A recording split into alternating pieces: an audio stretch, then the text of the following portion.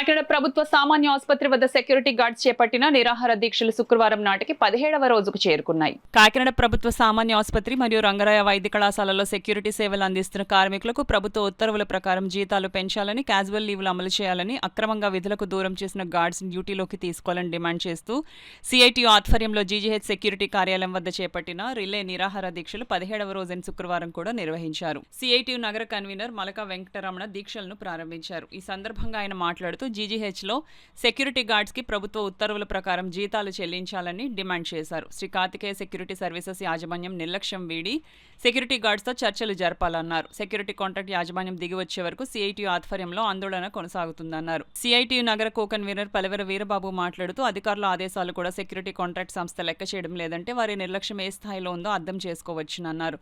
17వ రోజు దీక్షల్లో security guards లంకే ధర్మ, K Bhagyalakshmi, సేరు, దుర్గా, పోతులదేవి, ఎస్ శివగంగాలు కూర్చున్నారు.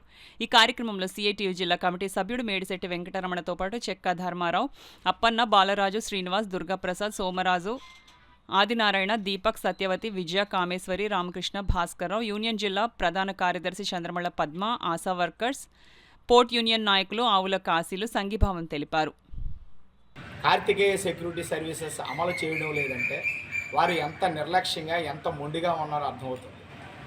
జీతాలు పెంచాలని, సెలవులు అమలు చేయాలని, రాతపూర్వక ఒప్పందం చేసుకోవాలని సిఐటియు ఆధ్వర్యంలో పలుమార్లు కాంట్రాక్ట్ ప్రతినిధి వినతిపత్రాలు ఇవ్వడం జరిగింది. దశల వారీగా ఆందోళన చేయడం జరిగింది.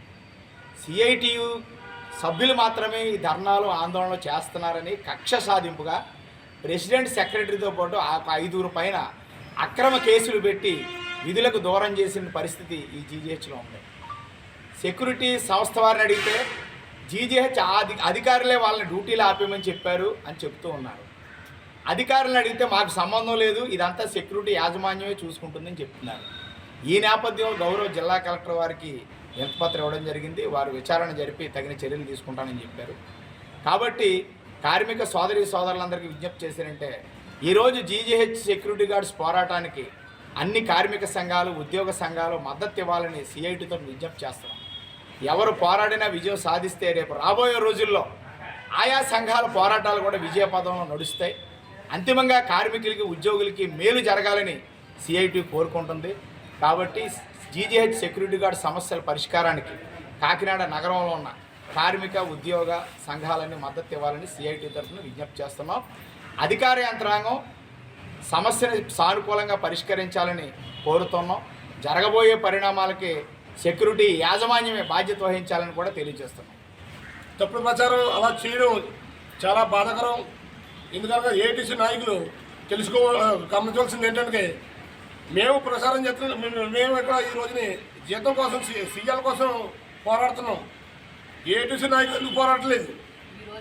ఈ రోజు కూడా ఎందుకు అడగలేదు? ఏటీసీ నాయకులు మా మీద బురద వెళ్తున్నారు. కాంట్రాక్ట్కి సపోర్ట్ చేసి మా సిఐటి నాయకుల్ని తప్పుడు ప్రచారం చేస్తామని చెప్పేసి ప్రచారం చేస్తున్నారు. అది మానుకోవాలి. ఆ ఏటీసీ నాయకులు మానుకోవాల్సిన పద్ధతి మానుకోవాలి. అలాగే సీఎల్ కోసం, జీతం కోసం మేము పోరాడుతున్నాం. మా సిఐటి నాయకులు పోరాడుతున్నారు, మేము పోరాడుతున్నాం. అలాగే మీరు కూడా రండి, మీరు కూడా పోరాడాలి. పోరాడితేనే కదా ఏదైనా సాధించుకోగలం. ఏటీసీ నాయకులు దయచేసి వినండి. Security guards, all security guards అందరూ కూడా దయచేసి వినండి. తప్పుడు ప్రచారం మానుకోమని చెప్పేసి మీ నాయకులకి మీరు చెప్పండి. అలాంటి తప్పుడు ప్రచారం చెయ్యొద్దు. 10 నెలలు కావచ్చు, 10 నెలలు అవుతుంది కాంట్రాక్ట్ వచ్చి. ఇప్పుడు వచ్చి జీతం పెంచమని అడగట్లేదు, సీఎల్ ఇమ్మని అడగట్లేదు. వాళ్ళకి సపోర్ట్ చేస్తారు తప్ప ఇప్పుడు రండి, మేము కలిసి పోరాడదాం. మా సిఐటి నాయకులు ఉన్నారు, మేము ఉన్నాం. మీరు వస్తే మేము కూడా కలిసి పోరాడదాం. రండి, మన జీతం కోసం మనం పోరాడుకోవాలి, మన సీఎల్ సాధించుకోవాలి.